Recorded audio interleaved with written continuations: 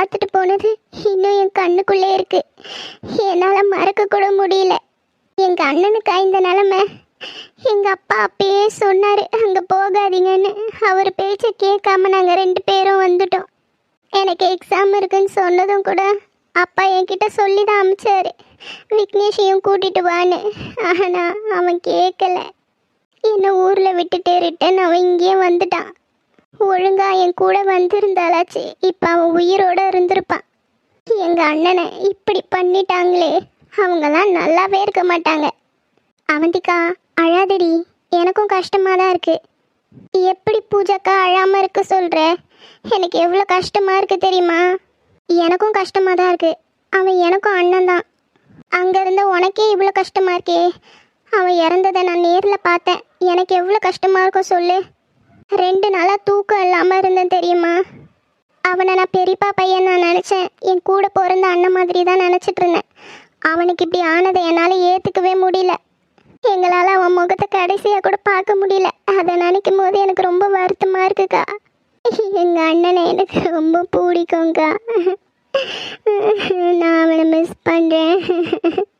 அவந்திக்கா பூஜா 2 பேரும் ஃபீல் பண்ணாதீங்க. எப்படி ஃபீல் பண்ணாமல் இருக்க முடியும்? இத்தனை வருஷமாக நம்ம கூட பிறந்து வளர்ந்தவன் விட்டுட்டு போயிட்டா கஷ்டப்படாமல் இருக்க முடியுமா? இல்லை அவன் ஞாபகம் தான் வராமல் இருக்குமா? ஏதோ வயசாகி உடம்பு சரியில்லாமல் செத்து இருந்தால் கூட பரவாயில்ல. முன்னாடி நாள் நைட்டு பார்த்தேன், நல்லா இருந்த ஆள் மறுநாள் காலையில் உயிரோடு இல்லைன்னா யாரால் ஏற்றுக்க முடியும்? உங்கள் வலி எனக்கும் புரியுது. விக்னேஷ் எனக்கு மாமா பையன் மட்டும் இல்லை, அவன் எனக்கு நல்ல ஃப்ரெண்டும் கூட. எத்தனையோ விஷயத்தில் அவன் எனக்கு ஹெல்ப் பண்ணியிருக்கான். எவ்வளோ கஷ்டம் வரும் போதெல்லாம் என் கூட துணையாக நின்றுருக்கான். நானும் அதெல்லாம் மறக்கலை. அவன் போனது எனக்கும் பெரிய இழப்பாக தான் இருக்குது. அதுக்காக நம்ம இப்படி அழுதுகிட்டே இருந்தோன்னா எல்லாம் சரியாக போயிடுமா? அத்தையும் மாமாவையும் நீங்கள் தானே சமாதானப்படுத்தணும். நீங்களே உட்காந்து இப்படி அழுதுட்டு இருந்தீங்கன்னா எல்லாம் சரியாக போயிடுமா? 2 பேரும் கொஞ்சம் ரிலாக்ஸாக இருங்க. அதுக்கப்புறம் அத்தையும் மாமாவையும் சமாதானப்படுத்தலாம். ஏய் நில்லடி ஒரு நிமிஷம். என்ன இஷ்யூ? என்ன விஷயம்? இங்கே எவ்வளோ பெரிய பிரச்சனை நடந்துட்டுருக்கு. ஒருத்தன் உயிரே போயிருக்கு. இதை பற்றிலாம் எந்த கவலையும் இல்லாமல் டெய்லியும் ஜாலியாக ஊர் சுற்றிட்டு வீட்டுக்கு லேட்டாக வரல. இங்கே பாரு ஐஷு, தேவையில்லாத வார்த்தைலாம் பேசாத. நான் தேவையில்லாத வார்த்தைலாம் பேசல, கரெக்டாக தான் பேசுகிறேன். எங்கே போயிட்டு வர? நான் எங்கே வேணால் போயிட்டு வருவேன். உனக்கு என்ன? நீ எதுக்கு அதெல்லாம் கேட்குற? நீ ஊர் சுற்றுறதோட மட்டும் இல்லாமல் அர்ஜுன் என்னவோ உன்னோட ஹேண்ட்பேக் மாதிரி கையிலே பிடிச்சிட்டு திரியிற. என்ன நினச்சிட்டு இருக்க உன் மனசில்? ஆ இங்கே பாரு ஐஷு, உனக்கு அவ்வளோதான் மரியாதை. தேவையில்லாத வார்த்தைங்களாம் விட்டுற. யார்கிட்ட எப்படி பேசணுன்றதை பார்த்து பேசு. பார்த்து தான் பேசுகிறேன், உன்னை பார்த்துட்டு தான் பேசுகிறேன். என்ன மொத்தவங்க மாதிரி உன்னை தலையில் தூக்கி வச்சுட்டு ஆடுவேன்னு நினச்சியா? என்னை பொறுத்த வரைக்கும் நீ தான் எனக்கு பெரிய வில்லியே. ஐஷு, நான் என்ன நினச்சிட்டேன்? மற்றவங்க மாதிரி சாஃப்டாக இருப்பேன்னு நினச்சியா? நீ என்னென்ன பண்ணுற, உன்னோட ஒவ்வொரு மூமெண்ட்டையும் நான் வாட்ச் பண்ணிட்டு தாண்டி இருக்கேன். இந்த வீட்டில் ஒரு டெத்து நடந்திருக்கு, அதை பற்றி எந்த ஒரு யோசனையும் இல்லாமல் ஜாலியாக ஊர் சுற்றிட்டு இருக்கல நீ. Mind your words Aishu. நான் ஹாஸ்பிட்டல்லேருந்து வரேன். தெரியும் தெரியும், ஹாஸ்பிட்டல்லேருந்து வரல தெரியும், பார்த்தாலே தெரியுது. ஏண்டி உன்னை பார்த்தா எவனா ஒரு டாக்டர்னு சொல்வானா? டாக்டர் ஆகக்கூடிய தகுதியே உனக்கு கிடையாது. நீலாம் எதுக்கு மெடிக்கல் படித்த? இங்கே பாரு ஐஷு, உன் சைடு ஒரு இறப்பு நடந்திருக்குன்ட்டு தான் நான் பொறுமையாக இருக்கேன். அதை வச்சுக்கிட்டு நீ தேவையில்லாதெல்லாம் பேசிகிட்டு இருந்தேன்னா எல்லாத்தையும் பார்த்துட்டுலாம் நான் சும்மா இருக்க மாட்டேன். என்ன பண்ணுவேன்? ஆ என்ன பண்ணுவேன்? என்ன வேணாலும் பண்ணு. இந்த ஐஷு யாருக்கும் பயப்பட மாட்டேன். மாமா ஒரு விஷயத்த சொல்லி புலம்பிட்டே இருக்காரு. அது என்ன தெரியுமா? விக்னேஷை நீ கொன்றுப்பியோன்னு ஒரு டவுட் இருக்கிறதா. நான் கூட அவர் வேற எதையோ நினச்சி இந்த மாதிரி பேசுகிறாருன்னு நினச்சேன். ஆனால் இப்போ தான் எனக்கு கொஞ்சம் கொஞ்சமாக தெளிவாக புரியுது. அவன் இறந்துட்டான்னு கொஞ்சம் கூட கவலையே இல்லாமல் நீ பாட்டுக்கு வர போகிற, வெளியெல்லாம் சுற்றுற, ஜாலியாக என்ஜாய் பண்ணுற. அதில் தாண்டி எனக்கு சின்னதாக இல்லை பெருசாக உன் மேலே டவுட் வருது. உண்மையாகவே விக்னேஷை நீ தான் கொன்னியா? ஐஷு பார்த்து பேசு. ஏய் நடிக்காத, உன்னை பார்த்தாலே தெரியுது நீ தான் விக்னேஷ் ஏதாவது பண்ணியிருப்ப. என்ன ஐஷு, நானும் கவனிச்சுட்டு தான் இருக்கேன். வார்த்தை பார்த்து விடு. அர்ஜுன், நீங்கள் எதுக்கு இங்கே வந்தீங்க? அவ பேசுனதெல்லாம் கேட்டுட்டு தான் நான் வந்திருக்கேன் நிலா. தெரியும், எனக்கு நல்லா தெரியும். அர்ஜுனை கைக்குள்ளே போட்டுக்கிட்டே நீ எல்லா வேலையும் பார்க்குறேன்னு நான் எப்பயோ கண்டுபிடிச்சிட்டேன். உன்னோட சுயரூபம் தெரியாமல் இவர் கூட உனக்கு சப்போர்ட் பண்ணுறாருல, ஒரு நாள் உன்னை பற்றி எல்லாருக்கும் தெரிய வரும். அப்போ நீ இந்த வீட்லேயே இருக்க மாட்டேன். உனக்கு என்ன பைத்தியமா பிடிச்சிருக்கு? எதுக்கு இப்படிலாம் பேசிகிட்டு இருக்க நீ? எனக்கு பைத்தியம் பிடிக்கல, உனக்கு தான் பேய் பிடிச்சிருக்கு. ஐஷு, போதும். இதுக்கு மேலே நிலாவை ஒரு வார்த்தை தப்பாக பேசினேன், அவ்வளோதான். நிலா, போங்க. நீங்கள் போய் உள்ளே போய் தூங்குங்க, போங்க. அது போங்கன்னு சொன்னேன். ம் ஏன் ஐஷு, நீ திருந்தவே மாட்டியா? அவளை எதுக்கு வம்பிழுத்துட்டு இருக்க?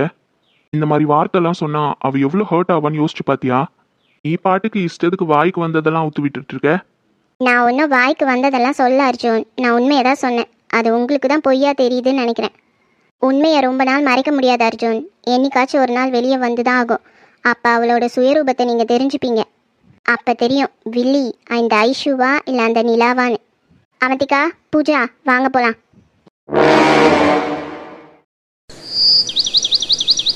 அக்கா, இப்போ உடம்பு பரவாயில்லையா? பரவாயில்ல நிலா. நான் உங்களோட ரிப்போர்ட்ஸ் எல்லாம் செக் பண்ணிட்டேன். உங்களுக்கு பயப்படுற மாதிரி ஒன்றும் இல்லை. கொஞ்சம் பிளட் ப்ரெஷர் அதிகமாக இருக்குக்கா, மற்றபடி ஒன்றும் இல்லை, பயப்படாதீங்க. ஓகே நிலா, நான் இன்னைக்கு வீட்டுக்கு போகலாமா? இன்னைக்கு ஈவினிங்கே எல்லா ப்ரொசீஜரும் முடிச்சுட்டு டிஸ்சார்ஜ் பண்ண வேண்டியது தான். அப்புறம் பார்த்து பத்திரம்க்கா, நல்லா சாப்பிடுங்க, நல்லபடியாக தூங்குங்க. ஓகே நிலா. இன்னொரு முறை இந்த மாதிரி கண்டிஷன்லலாம் அட்மிட் ஆகக்கூடாது, ஓகேவா? மந்த்லி ஒன்ஸு ரெகுலர் செக்கப் பண்ணிக்கோங்க. நிலா, நான் உங்ககிட்ட கொஞ்சம் பேசணும். சொல்லுங்கக்கா, எதுவாக இருந்தாலும் சொல்லுங்கள். ஆனால் அதை சொல்கிறதுக்கு எனக்கு ஒரு மாதிரி பயமாக இருக்குது. அக்கா, என்னன்னு சொல்லுங்கள், பயப்படாதீங்கக்கா, எதுவாக இருந்தாலும் சொல்லுங்கள். நான் உங்களை சின்ன வயசுலேருந்தே பார்த்துட்ருக்கேங்க்கா. நல்லா தைரியமான போல்டான பொண்ணு தானே நீங்கள். அது மட்டும் இல்லாமல் கல்யாணம் பண்ணிட்டு வந்ததும் பக்கத்து வீடு தான். ஏன்க்கா அப்படி பயப்படுறீங்க? எதுவாக இருந்தாலும் ஓப்பனாக சொல்லுங்கள். உடம்புல ஏதாவது ப்ராப்ளம் இருக்கா, அதை நினச்சி பயப்படுறீங்களாக்கா? அப்படியெல்லாம் இல்லை நிலா. அது என்னன்னு சொல்லுங்கக்கா, சொன்னாதான் அதுக்கேற்ற மாதிரி நான் ட்ரீட்மெண்ட் பண்ண முடியும். உங்கள் மெடிக்கல் ரிப்போர்ட்ஸ் எல்லாமே நான் கம்ப்ளீட்டாக செக் பண்ணிட்டேன். உங்களுக்கு எந்த ப்ராப்ளமும் இல்லை. அப்படி உங்கள் மனசில் ஏதாவது குழப்பம் இருந்தால் அதையும் சொல்லுங்கள், அதுக்கான சொல்யூஷன்ஸை பார்க்கலாம்ல. நிலா, எனக்கு உடம்பு சரியில்லாமலாம் நான் அன்றைக்கி மயக்கம் போட்டு விழலை. நான் பார்த்த காட்சி அப்படி, அது என் ரத்தத்தையே உரைய வச்சிடுச்சுமா. என்னக்கா சொல்கிறீங்க?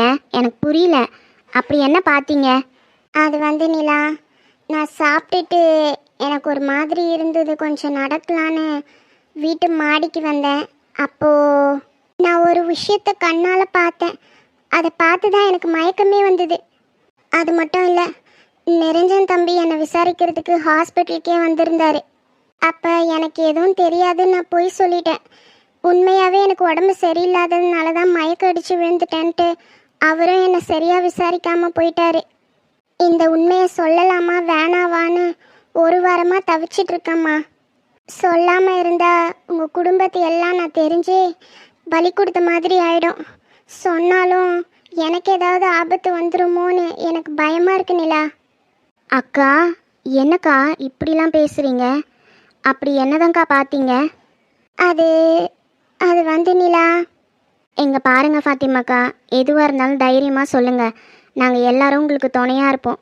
நீங்கள் யாருமே அங்கே இருக்காதீங்க, அது உங்கள் எல்லாரும் உயிருக்கும் ஆபத்து. அந்த வீட்டில் யாரும் இருக்காதீங்க, தயவு செஞ்சு எல்லாம் வீட்டை விட்டு போயிடுங்க. ஏங்க அப்படிலாம் பேசிகிட்டு இருக்கீங்க? எனக்கு ஒன்றும் புரியல. நீங்கள் என்ன சொல்ல வரீங்க? கொஞ்சம் தெளிவாக சொல்லுங்களேன் ப்ளீஸ். நிலா, அன்னைக்கு நான் பார்த்தது சாதாரண விஷயம் இல்லை. என் கண்ணால் ஒரு கொலையை பார்த்தேன். அக்கா, என்ன சொல்கிறீங்க? கொலையை பார்த்தீங்களா? ஆமாம் நிலா, உங்கள் வீட்டுக்கு வந்து தங்கியிருந்தாங்கல்ல விருந்தாளிங்க, அதில் ஒரு பையன் இப்போ இறந்துட்டானே. ஆமாங்க்கா, அவன் பேர் விக்னேஷ். அந்த விக்னேஷ் துடிக்க துடிக்க சாவறதை என் கண்ணால் நான் பார்த்தேம்மா. அந்த அதிர்ச்சியில் தான் எனக்கு மயக்கமே வந்துடுச்சு. அக்கா, என்ன சொல்கிறீங்க? விக்னேஷ் செத்ததை நீங்கள் பார்த்தீங்களா? ஆமாம் நிலா, என் 2 கண்ணால் அந்த பையன் துடிக்க துடிக்க செத்ததை நான் பார்த்தேன். அக்கா, அவன் எப்படிக்கா இருந்தான்? யாருக்கா அவனை கொன்னது? அது சரிக்கா, சரி, கொஞ்சம் பொறுமையாக இருங்க, ஒன்றும் இல்லை. நான் நிரஞ்சனுக்கு கால் பண்ணி வர சொல்கிறேன். நீங்கள் அண்ணா கிட்ட எல்லா விஷயத்தையும் சொல்லுங்கக்கா ப்ளீஸ். அவங்க எங்கள் வீட்டுக்கு வந்த விருந்தாளிங்க, அவங்களுக்கு இந்த மாதிரி ஆயிடுச்சுன்னு தாத்தா பாட்டி அப்பா அம்மா எல்லாருமே வருத்தப்பட்டுட்டு இருக்காங்கக்கா. அண்ணனும் இந்த கேஸில் ஏதாவது க்ளூ கிடைக்காதான்னு தேடிட்டு இருக்கான். நீங்கள் இப்போ உண்மையை சொன்னீங்கன்னா அவனுக்கு கொஞ்சம் ஹெல்ப்பாக இருக்கும். அது மட்டும் இல்லை, விக்னேஷோட நிலமை இனிமேல் இந்த ஊரில் யாருக்குமே வரக்கூடாது. அதனால தான் நான் உங்களை கேட்குறேன், தயவு செஞ்சு உங்களுக்கு தெரிஞ்ச உண்மை எல்லாத்தையும் சொல்லிடுங்க ப்ளீஸ். கண்டிப்பாக நிலா, நான் உண்மை எல்லாத்தையும் சொல்லிடுறேன். நீ நிரஞ்சனுக்கு கால் பண்ணி வர சொல்லு. இதுக்கு மேலேயும் என் உயிருக்கு பயந்துட்டு நான் சும்மா இருந்தேன்னா உங்கள் வீட்டில் இருக்க அத்தனை பேர் உயிருக்கும் ஆபத்து வரலாம். அதனால தான் நான் கேட்குறேன், நிரஞ்சனை கூப்பிடு, நான் எல்லா உண்மையாக சொல்லிடுறேன். அந்த விக்னேஷ் பையனோட நிலைமை இன்னொருத்தருக்கு வரக்கூடாது. அதனால் நான் எல்லா உண்மையாக சொல்கிறது தான் நல்லது. நீ போ நிலா, நிரஞ்சனை வர சொல்லு. சரிங்கக்கா, நான் ஃபோன் பண்ணிட்டு வரேன், நீங்கள் ரெஸ்ட் எடுத்துக்கோங்க. சரி நிலா. என்ன ஃபோன் பண்ணி இவ்வளோ நேரம் ஆச்சு, இன்னும் 2 பேரையும் காணோம். நிலா, என்னண்ணா இவ்வளோ பொறுமையாக வர? நான் கால் பண்ணி எவ்வளோ நேரம் ஆகுது? கொஞ்சம் லேட் ஆயிடுச்சு. சரி சரி, என்ன விஷயம் சொல்லு நிலா, எதுக்காக கால் பண்ணியிருந்த? அண்ணா, நம்ம வீட்டு பக்கத்தில் ஃபாத்திமான்னு ஒரு அக்கா இருக்காங்க, தெரியும்ல? ஆ தெரியுமே. அவங்களுக்கு கூட இப்போ உடம்பு சரியில்லாமல் போய் இந்த ஹாஸ்பிட்டலில் தானே அட்மிட் பண்ணியிருக்காங்க.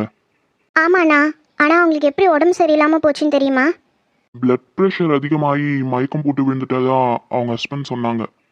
நான் கூட கொலையை பற்றி ஏதாவது உங்களுக்கு தெரியுமான்னு விசாரிக்கிறதுக்காக வந்தேன். நம்ம பக்கத்து வீட்டில் இருக்காங்கல்ல, சரி அவங்களுக்கு ஏதாவது தெரிய வந்திருக்கோன்ட்டு ஹாஸ்பிட்டலுக்கு வந்தேன். ஆனால் அவங்க எதுவும் தெரியாதுன்னு சொல்லிட்டாங்க. இல்லைண்ணா, இப்போ அந்த அக்கா எல்லா உண்மையும் சொல்லிட்டாங்க. அவங்க விக்னேஷோட கொலையை கண்ணால் பார்த்துருக்காங்க. நிலா, நீ சொல்றது உண்மையா? ஆமாண்ணா, உண்மைதான். அந்த அக்காவை இன்னைக்கு டிஸ்சார்ஜ் பண்ண போகிறோம், அதனால் அவங்கக்கிட்ட இன்ஃபார்ம் பண்ணிடலான்னு சொல்லிட்டு வந்தேன். அப்போ தான் அவங்க இந்த உண்மையை சொன்னாங்க. ஆனால் நான் அன்னைக்கு உங்களை விசாரிக்க வந்திருந்தேனே, அப்போ எனக்கு எதுவும் தெரியாதுன்னு தானே சொன்னாங்க. இப்போ மட்டும் எப்படி சொல்கிறாங்க? அண்ணா, அவங்களுக்கு ஏதாவது உயிருக்கு ஆபத்து வந்துட போகுதுன்ற பயத்தில் தான் அவங்க உண்மையை சொல்லலை. ஆனால் இப்போது நம்மளுக்கு ஏதாவது ஆபத்து வந்துட போகுதுன்ற பயத்தில் அவங்க எல்லாத்தையும் சொல்கிறாங்க. அவங்க கொஞ்சம் பதட்டமாக இருக்காங்க, எனக்கு கேட்குறதுக்கு கொஞ்சம் பயமாக இருக்குது. அதனால தான் உன்னை கூப்பிட்டேன். நீ எப்படி விசாரிக்கணுமோ அப்படி ஸ்மூத்தாக ஹேண்டில் பண்ணு. அவங்களுக்கு ஏற்கனவே உடம்பு சரியில்லை, நீ எப்படி கேட்கணுமோ அப்படி கேளுண்ணா. சரி நிலா, அதை நான் பார்த்துக்கிறேன். உண்மையாகவே அவங்க நடந்த கொலையை பார்த்தாங்களாமா? ஆமாங்க, அவங்க அப்படி தான் சொன்னாங்க. அதனால தான் உங்களை வர வச்சேன். சரி, இப்போ அவங்க எங்கே இருக்காங்க? இந்த ரூமில் தான் இருக்காங்க, வாங்க போகலாம். சரி போகலாம்.